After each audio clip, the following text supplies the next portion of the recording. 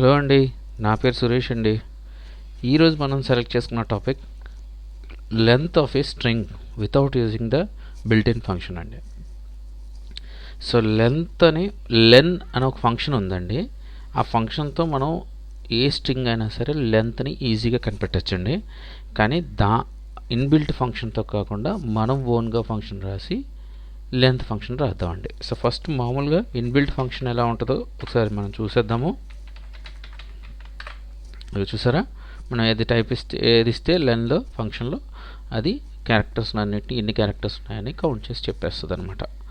So మనం function మొదలు పెట్టేద్దాము. So function name వచ్చి కస్టమ్ లెన్ అని పెట్టుకుందామండి.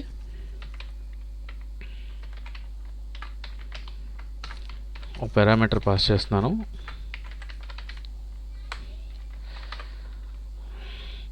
సో ఇప్పుడు మనం ఇన్పుట్ ఎంటర్ చేసిన స్ట్రింగ్ ఏదైతే ఉంటుందో ఆ స్ట్రింగ్ని ఫర్ లూప్లో ఐటరేట్ చేసి ఒక్కొక్క దాన్ని కౌంట్ చేయాలన్నమాట మనం.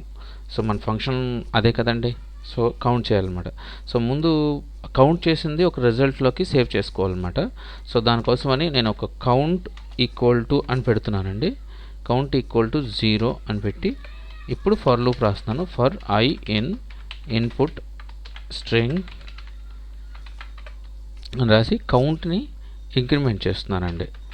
So count equal to count increment చేయాలంటే ఎలాగండి, అంటే మనం ప్రతిసారి లూప్ తిరిగినప్పుడల్లా ఒక్కొక్కటి పైన కౌంట్లో సేవ్ అయ్యి ఉంటుందండి. సో మనం ఫైనల్గా అన్ని లూప్స్ అయిపోయిన తర్వాత మన స్ట్రింగ్లో ఎన్ని క్యారెక్టర్స్ ఇచ్చామో అన్ని క్యారెక్టర్స్ లూప్ తిరిగేస్తుంది. తిరిగేసిన తర్వాత టోటల్ ఏదైతే ఉందో కౌంట్లోకి సేవ్ అయ్యి ఉంటుందండి. సో మనం దాన్ని రిటర్న్ చేసుకున్నామంటే అండి సరిపోతుంది. సో రిటర్న్ అయిపోయింది. ఇప్పుడు ఇన్పుట్ ఫీల్డ్ రాసుకోవాలండి. ఇన్పుట్ ఫీల్డ్ నేమ్ వచ్చి మనం స్ట్రింగ్ అండర్స్కోర్ ఇన్పుట్ అని పెడదాము. ఆల్రెడీ ఇన్పుట్ స్ట్రింగ్ వాడాము కాబట్టి. So equal to input enter a string. Okay అండి. సో స్ట్రింగ్ని కొంచెం ఇలా పెట్టామనుకోండి, ఒక కోలన్ ఇచ్చి సో ఎంటర్ చేసింది విడిగా కనపడుతుంది అనమాట మనకి, యూజర్ ఎంటర్ చేసింది. ఓకే, ఇప్పుడు దీన్ని ఆ పైన ఫంక్షన్లోకి పాస్ చేయాలి. సో దానికి కూడా డైరెక్ట్గా రాసేద్దాము. ప్రింట్ అని డైరెక్ట్గా రాసేస్తున్నానండి. తర్వాత రాస్తాను ప్రింట్. ఫస్ట్ మనం ఫంక్షన్కి పాస్ చేద్దాము. ఫంక్షన్లోకి ఏం పాస్ చేయాలి, స్ట్రింగ్ అండర్స్కోర్ ఇన్పుట్ని పాస్ చేయాలి. సో దీన్ని డైరెక్ట్గా ప్రింట్ చేసేస్తున్నానండి, చూడండి. సో దీన్ని డైరెక్ట్గా ప్రింట్ చేస్తుంది, అంతేనండి ఫంక్షన్. సో ఇప్పుడు మనం దీన్ని రన్ చేశాను.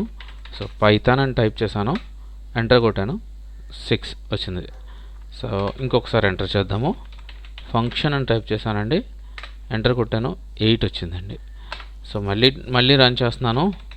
ఈసారి పైథాన్ ఫంక్షన్ అని 2 చేద్దామండి. పైథాన్ ఫంక్షన్ అండ్ 15 వచ్చింది. మామూలుగా అయితే ఇది 6, ఇది 8 అండి. కానీ 15 ఎందుకు వచ్చిందంటే మధ్యలో స్పేస్ ఉండడం వల్ల ఆ స్పేస్ని కూడా ఒక క్యారెక్టర్ కింద తీసుకుందండి. సో మళ్ళీ మనం ఇంకొకసారి ఆ స్పేస్లో ఏంటో చూద్దాము. సో పైథాన్ 6 క్యారెక్టర్స్ వచ్చినాయి. 1 2 3 4 స్పేసెస్ ఇచ్చాను. 6 + 4 10. సో ఫంక్షన్ అని రాశాను. సో 10 + 8 18 వస్తుందండి టోటల్గా, చూడండి. సో అదండి ఫంక్షను. నాకు తెలిసింది చెప్పానండి. నాకు తెలియదు ఏమైనా ఉంటే కామెంట్ చేయండి. బాయ్ అండి.